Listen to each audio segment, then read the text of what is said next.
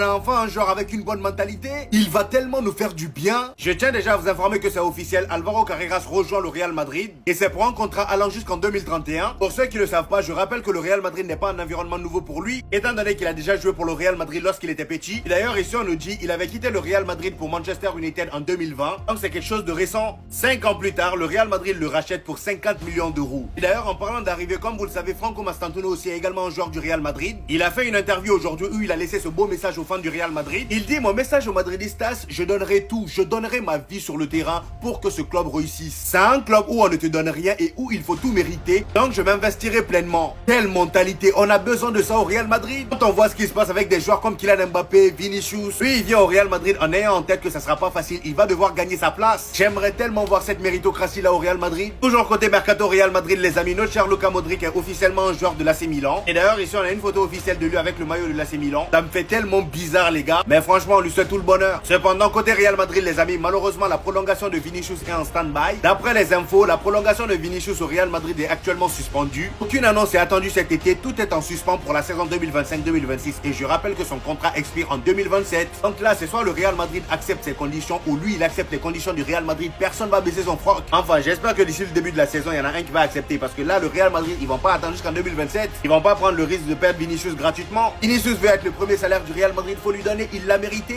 contrairement à Kylian Mbappé que vous mettez au-dessus de tout le monde.